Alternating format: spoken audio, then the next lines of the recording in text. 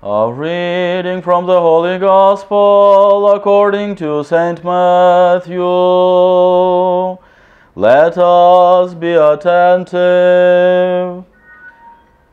At that time Jesus entered the temple and drove out all who sold and bought in the temple, and he overturned the tables of the moneylenders and the seats of those who sold pigeons.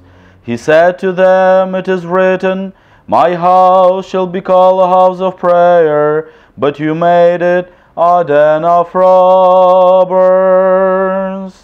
And the blind and the lame came to him in the temple, and he healed them. Glory to Jesus Christ. My dear online parishioners, this reading today tells us about a rather famous event that is considered, quoted, and used many times and used a lot in the interpretation of Christ's message and in deepening the understanding of what Christ really tells us to do and how to behave. And the reason for this is because this passage deals with something that we all deal with on a daily basis. It is something as simple and as everyday as money. Money and wealth. We deal with it every single day, or at least most of us. We use them, we try to make them, we appreciate them, we give them away sometimes, we give them up, we measure things in money, we value things in money, we put prices on things, and we think about things, about even events, happenings in our life, in money, in value of money. Well, let us cast a devout glance of this passage and try to understand one thing that is not usually, at least, mentioned when this passage is read. Temple in Jerusalem was a many-layered structure, so to say. Actually, in the Old Testament, there are two different words that are being translated into all modern languages as temple. First of them means the main altar, the Holy of Holies, that was in the center and where nobody was allowed to enter but the high priest once a year. The other part of the temple was also, it has a different name in Hebrew, but in all modern translation you will always hear the word temple, was divided into many different parts. The external part was, we can call it the part of the temple of the Gentiles, because into this part everybody was allowed to enter. Temple of Jerusalem being a major tourist attraction of the ancient times, and many people from all over the world would come to see it.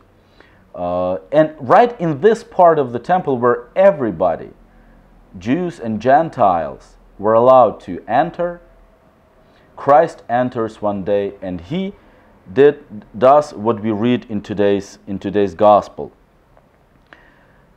He drove out all who sold and bought in the temple, and he overturned the tables of the money changers and the seats of those who sold pigeons.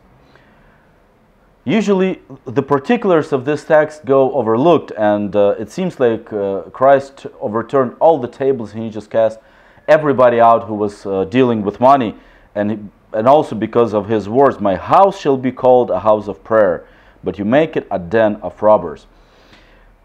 But we have to understand what was happening actually, and what was being sold, what was being changed, why the money was changed there. Why would people change the money? You would think that the coins being made of silver or gold in that time, it wouldn't really matter whether you had a Roman coin or some other coin, if it had the same amount of gold. The price would be pretty much the same. But we have to remember that this happened right before Passover, and there was a special tax being paid by the people, all the people, all the Jews, and they would pay it back at their synagogues. But a lot of people would come right to the temple during their visit to Jerusalem that was obligatory, especially in the time of Passover. They would contribute and pay their tax there at the spot in the temple, and that tax, if you paid it at the temple, you were not allowed to pay it in other coins, but there was one specific coin that you were allowed to pay. Then since the coins were made of precious metal, and sometimes they weren't even coins, they were just pieces of silver or gold, and sometimes they would simply be cut. They would cut a piece of the coin and make it like a quarter of a coin to pay for something else. Since the value was still there, it was still a quarter of a coin of silver or of gold. But in the temple, you weren't allowed to use any other kind of coins, or coins that had cut corners or were in any way were damaged. You had to use only the precious, clean, pure, recently made coins that were nice and shiny, because this was the tradition, and this was one of the many rules that were done there. So the priests especially, they had their own businesses running them in this part of the temple, where they would exchange bad or not perfect coins for the good ones, for a tax, for a price. And that price was, sometimes it was high, sometimes it was not, but that stood in the way of people paying their tax to the temple. This is what Christ cannot take. The people who come to God, the people who come to Temple of Jerusalem to pay their respect once a year to God and to pray for their intentions, and they were still being tricked into losing a part of their money, some money, because their money was considered to be not good. The same goes for the people who sold pigeons. The pigeons that were supposed to be offered at the temple whenever anybody came to pray for something, these pigeons had to be perfect, as also other animals that were offered in the temple. Lamb especially, that was offered twice a day, each day. It had to be perfect and was tied to a special pole and observed for 3 hours. Everybody could come and see if that lamb was absolutely perfect. It had to be of perfect color. There was not supposed to be any spot of a different color on it. It had to be physically perfect. The same went about the doves that were to be pigeons that were to be offered in the temple. They had to be physically perfect. And some people brought their own pigeons to be offered at the temple, but there were special inspectors that would check those pigeons and see if they were good enough for the temple. And usually they would say, no, they're not good enough. Go and buy your own, but in the temple, because those have already been checked. And this business was ran also by the families of the high priests who kept that business to themselves, making themselves quite a bit of money. And this is exactly what Christ gets angry about. He gets angry about that kind of business of money dealing that stands in the way of people approaching God. This passage has to be read and reread many times by anybody who wants to be a priest, or who is a priest, or anybody with administrative power in the church or financial power in the church. We have to really be careful whether our dealing with money stands in the way, our own way, or the way of others, the way to God. But also this passage has another meaning that is underlined in those words that Christ says, "My house shall be called a house of prayer, but you made it in a den of robbers." Let's look at our own souls, at our own lives. As good Christians, and I hope we all are, we are directing our lives towards God. We are trying to get closer to Him. We are trying to establish a relationship with Him. What is a relationship with a person? It is a dialogue.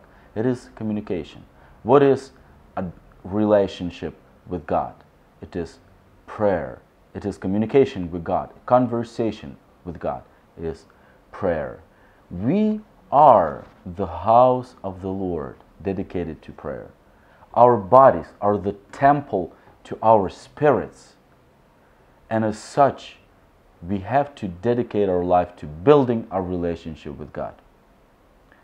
Are there things that stand in the way of this process, of us getting closer to God, creating a relationship with Him? How is my personal relationship to money in my life, to money, to wealth? Does it stand in the way of my relationship with God, of building a perfect communication channel with God? This is what Christ overturns.